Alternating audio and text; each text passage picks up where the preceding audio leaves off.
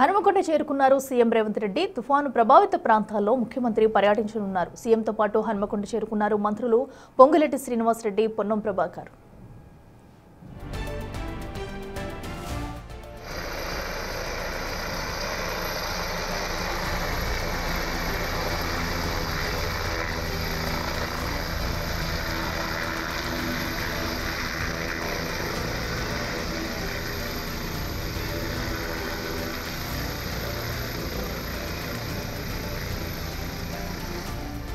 అటు సీఎం రేవంత్ రెడ్డి సైతం హనుమకొండ చేరుకున్నారు. తుఫాను ప్రభావిత ప్రాంతాల్లో పర్యటించేందుకు కూడా ఇప్పుడే అటు హనుమకొండలో ల్యాండ్ అవుతున్నారు సీఎం రేవంత్ రెడ్డి. సీఎంతో పాటుగా అటు మంత్రులు పొన్నం ప్రభాకర్ అలాగే పొంగులేటి శ్రీనివాస్ రెడ్డి కూడా అక్కడికి చేరుకున్నారు. అనంతరం తుఫాను ప్రభావిత ప్రాంతాల్లో పర్యటించి నష్టపరిహారం కూడా ప్రకటించే అవకాశం కల్పిస్తుంది.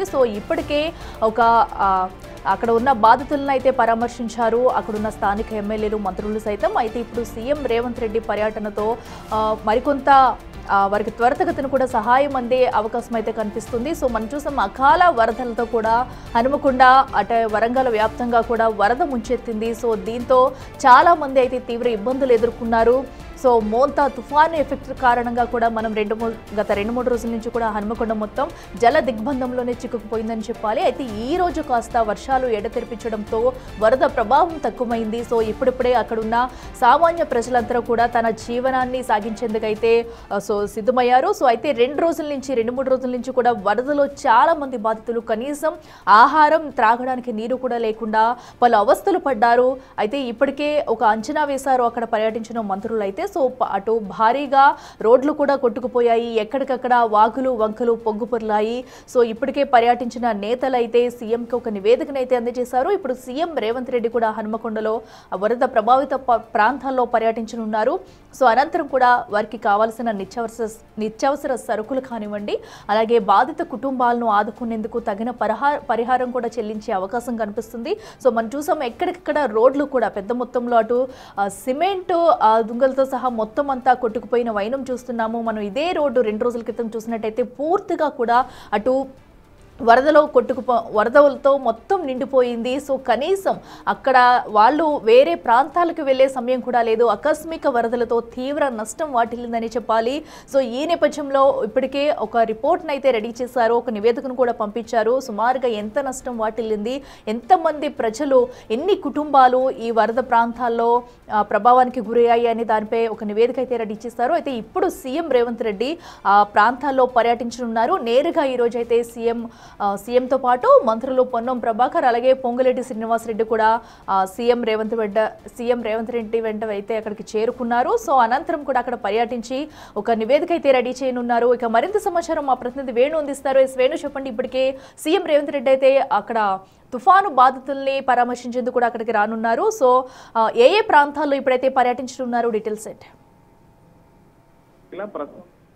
సీఎం రేవంత్ రెడ్డితో పాటు మంత్రుల బృందము వరద ప్రభావిత ప్రాంతాలు, మొదటగా అమ్మయ్య నగర్ కాలనీ, అదేవిధంగా వరంగల్ చెందినటువంటి పోతన నగర్, రంగంపేట, ఈ ప్రాంతాలు పూర్తిగా వరద ముంపులో ఇండ్లన్నీ కూడా జల దిగ్బంధంలో చిక్కుకొని దాదాపు 20 నుంచి 25 వేల మందికి పైగా ఆ కట్టుబట్టలతో బయటపడ్డ పరిస్థితి. ఈ సిచ్యువేషన్ సివియర్ గా డ్యామేజ్ అయినటువంటి ప్రాంతాలను సీఎం సందర్శిస్తున్నారు. అక్కడ స్థానిక అధికారులతో కూడా అసలు అక్కడ ఎంతమంది డివాస్టేషన్ జరిగింది, ఎంతమంది ఇబ్బందులు పడ్డ పరిస్థితి, పునరావాస కేంద్రానికి ఎంతమంది తరలించనే పూర్తి వివరాలన్నీ కూడా ఆయన అడిగి తెలుసుకుంటున్నారు. ఇక స్థానికంగా అధికారుల రివ్యూ ఒక నివేదిక కూడా సిద్ధం చేశారు. ఆ నివేదిక ప్రకారము సమీక్ష ద్వారా ఆయన నష్టపరిహారం సంబంధించి ప్రకటన చేసే అవకాశం ఉంది. ఇక మరోవైపు క్షేత్రస్థాయిలో పర్యటించి అక్కడ ఉన్నటువంటి బాధితులతో మాట్లాడితే పూర్తిగా వాళ్ళ డ్యామేజ్ కి సంబంధించి అసలు ఏ విధంగా వరద ముంపు వచ్చింది, అసలు అక్కడ నుంచి ఏ విధంగా బయటపడ్డారు, వాళ్ళకి జరిగిన నష్టం ఏందనేది కూడా ఆయన క్షేత్రస్థాయిలో తెలుసుకునే ప్రయత్నం చేస్తున్నారు. ప్రస్తుతము అక్కడ మహిళలతో కట్టుబట్టలతో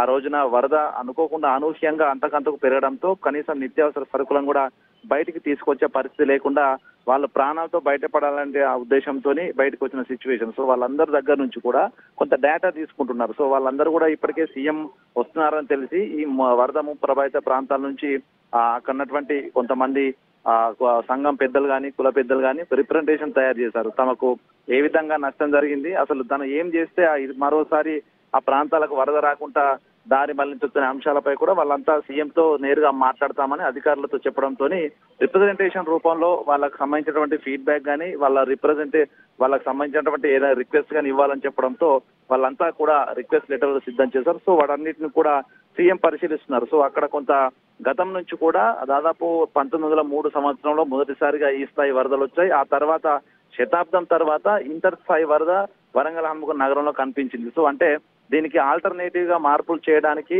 డైవర్షన్ చేయదు. ఎందుకంటే చెరువులు దాదాపుగా అటు మడికొండ చెరువు, అదేవిధంగా సోమిడి, గోపాలపురం 3 చెరువులు తెగి భారీగా వరద పోటెత్తింది. సో ఈ చెరువులు తెగకుండా ఎటువంటి జాగ్రత్తలు తీసుకోవాలి, గతంలో డైవర్షన్ ఏ విధంగా ఉండేది, కట్టుకాలకు సంబంధించి అనే పూర్తి డేటా కూడా ఇప్పటికే అధికారులు నివేదిక సిద్ధం చేయమని చెప్పారు. స్థానికంగా ఉన్నటువంటి ఆ కుల పెద్దలతోనూ కూడా సమాచారం తీసుకుంటే దానికి తగ్గట్టుగా సమీక్ష జరిపిన తర్వాత నిర్ణయాలు తీసుకొచ్చినటువంటి ఆలోచనలు సీఎం రేవంత్ రెడ్డి ఉన్నారు. అందుకే ఆయనే స్వయంగా బాధితులతో మాట్లాడి వాళ్ళ దగ్గర నేరుగా సమాచారం తీసుకునేందుకు ఆయన ఈ రోజు క్షేత్రస్థాయి పర్యటన చేస్తున్నారు. స్థానికంగా ఉన్నటువంటి సరళ అనే ఒక మహిళతో కట్టుబట్టలతో బయటికి రావడమే కాకుండా స్థానికంగా ఉన్నటువంటి వృద్ధులను పిల్లల్ని కూడా బయటికి తీసుకురావడానికి ఆమె సహకరించింది. అందరినీ కూడా ఆమె దాదాపు తెల్లవారుజాము 5 గంటల ప్రాంతంలో వరద పోటెత్తడంతో అందరినీ ఆమె అలసి చేసి దాదాపుగా 15 నుంచి 20 మందిని ఆమె కాపాడింది. సో ఆ మహిళతో కూడా ఆయన నేరుగా మాట్లాడారు. అక్కడ దాదాపుగా 20 నుంచి 25 మంది దగ్గర నుంచి ఆయన రిప్రజెంటేషన్ తీసుకోవడం జరిగింది. సో వాటన్నిటిని కూలంకషంగా పరిశీలించిన తర్వాత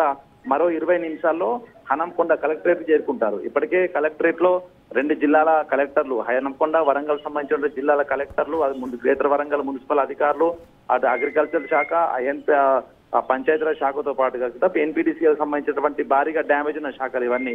సో అటు వైపు విద్యుత్ శాఖకు సంబంధించి కూడా ఎన్ని కోట్ల నష్టం జరిగింది, కరెంట్ పోల్స్ కానీ ఇతర ఫీడర్ ఛానల్స్ కూడా డ్యామేజ్ అయిన పరిస్థితి. సో దానికి సంబంధించి రిపోర్ట్ అంతా ఈ రోజున కూలంకషంగా దాదాపు గంటకు పైగా ఆయన రివ్యూలో సమీక్ష చేయబోతున్నారు. సో ఆ సమీక్ష అనంతరము ఈ డ్యామేజ్ కు సంబంధించి వరద ప్రభావానికి కాంపెన్సేషన్ ఇవ్వడము, మరోవైపు ఓరుగల్లును వరద ప్రభావం నుంచి భవిష్యత్తులో ఎటువంటి ముప్పు లేకుండా కాపాడేందుకు ఒక ప్రణాళికను కూడా సిద్ధం చేయమని చెప్పారు. దానికి సంబంధించి సీఎం మాట్లాడే అవకాశం ఉంది. ప్రస్తుతము బాధితులతో కూడా ఆయన ముచ్చటిస్తూ అసలు ఏం జరిగిందనే దానిపైన అయితే పూర్తి వివరాలు అయితే అడిగి తెలుసుకుంటున్నాయి. ఎందుకంటే దాదాపు 5,000 కోట్లు కేటాయించారు ఇప్పటికీ అండర్ గ్రౌండ్ డ్రైనేజ్ కోసం. సో దానిపైన కూడా ఆయన కొంత అసలు ఏం జరిగిందనే దానిపైన కూడా ముందుకెళ్లే అవకాశం అయితే ఉంది. అట్లా వేణు, అయితే మనం చూస్తున్నాము చాలా మంది కూడా రోడ్డు పైన పడిపోయిన కుటుంబాలు అయితే కుటుంబాలు అయితే మనం చూసాము. కనీసం తిండి త్రాగునీరు కూడా లేకుండా చాలా మంది ఇబ్బందులు పడ్డారు. అయితే వారిని నేరుగా వెళ్ళి సీఎం కలిసే ఛాన్స్ ఉందనుకోవచ్చు. అలాగే అధికారులు కూడా వరద సమయంలో వచ్చారు, కనీసం సహాయం కూడా ఎవరు చేయలేదంటూ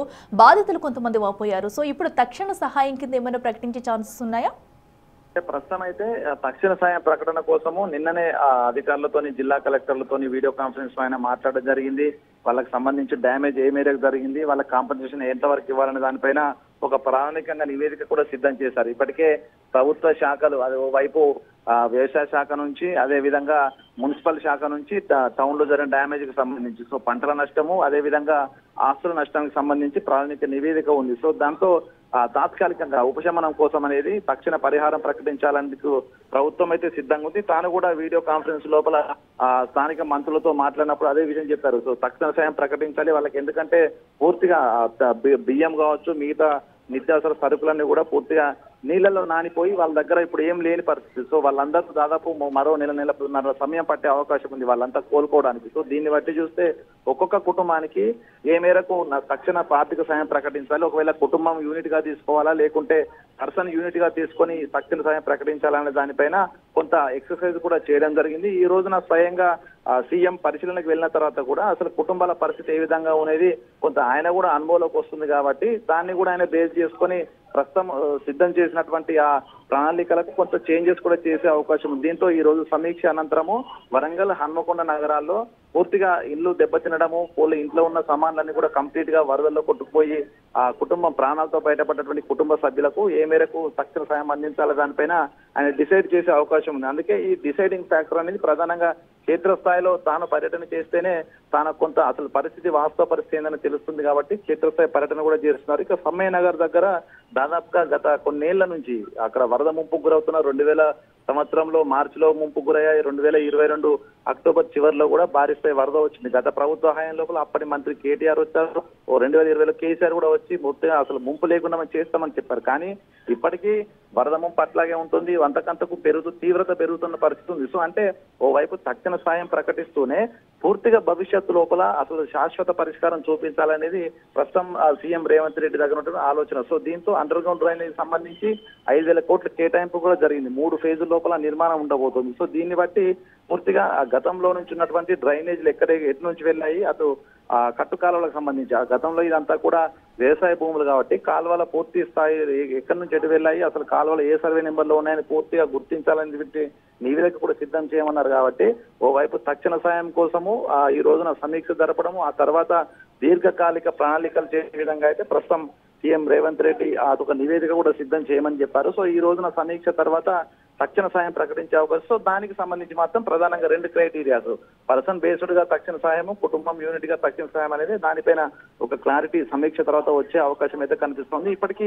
8,000 మందికి పైగా దాదాపు ముంపు ప్రభావానికి గురయ్యారంటూ హన్మకొండ జిల్లా నుంచి రిపోర్ట్ వచ్చింది. వరంగల్ కు సంబంధించి దాదాపుగా 12,000 మంది ముంపుకు గురయ్యారనేటువంటి సమాచారం ఉంది. కాబట్టి సో 20,000 మంది పైగా పర్సన్స్ ఉన్నారు. సో అంటే దీనికి సంబంధించి 8,000 కోట్లు అవసరం అవుతాయి. తానే అసలు ఏ మేరకు ప్రభుత్వము ఈ యొక్క పరిహారం అందిస్తూ అన్ని విషయాలు కూలంకషంగా ఈరోజు సమీక్ష జరిపి ప్రకటించే అవకాశం అయితే కనిపిస్తుంది. మరికొద్ది నిమిషాల్లోనే ఐడిఓసి హనంకొండ కలెక్టరేట్ భవనానికి చేరుకుని అధికారులతో సమీక్ష జరిపి తక్షణ సాయం ప్రకటన ఇక్కడ నుంచే చేస్తారు. అదేవిధంగా అసలు ఓరుగల్లు ముంపు బారి నుంచి తప్పించేందుకు గత సంవత్సరం క్రితమే భూగర్భ అండర్ గ్రౌండ్ డ్రైనేజ్ ను కూడా ప్రకటన చేశారు. దానికి సంబంధించి పూర్తిగా యుద్ధ ప్రాతిపదికన అండర్ గ్రౌండ్ డ్రైనేజ్ మళ్ళీ వచ్చే వర్షాకాలం వరకు పూర్తి చేసే విధంగా కూడా ఆయన పలు సూచనలు చేసి ఒక ప్రత్యేక టీం ను కూడా దానికోసం ఆయన ఏర్పాటు చేసే అవకాశం. సో మొత్తానికి వరంగల్ కు వచ్చే రోజు లోపల ముంపు ప్రభావం కానీ అసలు ముంపు సమస్య ఉండేది లేకుండా చూడడానికైతే ప్రస్తుతం సీఎం రేవంత్ రెడ్డి ఆలోచన ఉంది. సో మొత్తానికి దీనికి సంబంధించి ఈ రోజున సమీక్ష తర్వాత దానిపై ఒక ప్రత్యేకమైన ప్రకటన అయితే వచ్చే అవకాశం కనిపిస్తా ఉంది. అట్లా స్వేన్ అయితే ప్రధానంగా అక్కడ బాధితులు చెప్తుంది ఏంటంటే డ్రైనేజీ వ్యవస్థ సరిగా లేకపోవడం వల్లే చిన్నపాటి వర్షానికి కూడా పలు ప్రాంతాలు అయితే నీట మునిగిపోతున్నాయి అంటున్నారు. మరి దీని మీద త్వరితగతిన యాక్షన్ తీసుకునే అవకాశం ఉందనుకోవచ్చు. ఎందుకంటే గత ప్రభుత్వ హయాం నుంచి కూడా ఇప్పటి వరకు ఎవరు పట్టించుకున్న పాపాన పోలేదు. సో చిన్నపాటి వర్షానికి కూడా ఈ మధ్య చూసుకున్నట్టయితే వరంగల్ హనుమకొండ ప్రాంతాల్లో అయితే వరద ముంపుకు గురవుతున్నాయి. సో డ్రైనేజీ వ్యవస్థ గురించి ఇప్పుడు ఎలాంటి నిర్ణయాలు తీసుకునే అవకాశం ఉందనుకోవచ్చు. ప్రస్తుతం వరంగల్ హనుమకొండకు సంబంధించి డ్రైనేజ్ వ్యవస్థ ప్రధానంగా 52 సంవత్సరాల క్రితము అప్పుడు మాస్టర్ ప్లాన్ లేకుండా దాదాపు 52 ఏళ్ళు అవుతుంది. ఇప్పటికీ జనాభా 130,000 ఉన్నటువంటి వరంగల్ జనాభా ఆ తర్వాత ప్రస్తుతము మున్సిపాలిటీగా మారింది, గ్రేటర్ వరంగల్ మారింది. ఇప్పుడు 11 లక్షల పైగా జనాభా పెరిగింది. సో ఈ స్థాయి జనాభాకు తగ్గట్టుగా డ్రైనేజ్ సిస్టమ్ అనేది అభివృద్ధి కాలేదు. ఉన్న డ్రైనేజ్ సిస్టమ్ నిర్వహణ కూడా పూర్తిగా మర్చిపోయిన పరిస్థితి. అంటే ఇందులో భారీ వర్షాలు కారణం ఒక ఎత్తు అయితే అందులో అధికారుల పాత్ర వాళ్ళు పూర్తిగా నిర్లక్ష్యం వహించడము, డ్రైనేజ్ సిస్టంలను అసలు పారిశుద్ధ నిర్వహణ సరిగా లేకపోవడం అనేది కూడా మరొక సమస్య. ఈ 2 కారణాల వల్లనే ముంపు సమస్య తీవ్రంగా పెరుగుతుంది. గతంలోనే మున్సిపల్ శాఖ అధికారులకు స్పష్టమైన ఆదేశాలు ఇచ్చారు. వర్షాకాలం ముందు, వర్షాకాలం తర్వాత pre monsoon, post monsoon session లోపల డిసిల్టేషన్ చేయాలి. ఎన్ని కోట్ల ఖర్చు అయినా కూడా ప్రజలకు ముప్పు రాకుండా చూడాలంటే కూడా గత 8 నెలల క్రితమే ఆయన వర్షాకాలం వస్తున్న ముందే సమీక్ష నిర్వహించి ఆ రోజున ప్రకటన చేశారు. కానీ అప్పటి నుండి హనుమకొండలో ఈ రోజున ముప్పు రావడానికి ప్రధాన కారణము అటు గోపాలపూర్ చెరువుకు మత్తడికి గేట్లు బిగించారు. ఆ గేట్లను లిఫ్ట్ చేసి ఉంటే సమ్మయ్య నగర్ కాంచి మొదలుకుంటే నయీం నగర్, గోకుల్ నగర్, పూర్తిగా అశోక్ కాలనీ, శ్రీనివాస్ కాలనీ ఇవన్నీ ముప్పు గురయ్యే పరిస్థితి లేదు. దాదాపు ఆ అధికారుల నిర్లక్ష్యం కారణంగానే ఈసారి దాదాపు 4,000 పైగా ప్రజలు ముప్పు గురై బయటికి రావాల్సి వచ్చింది. ఎగువ ప్రాంతాలకు తలదాచుకునే పరిస్థితి వచ్చింది.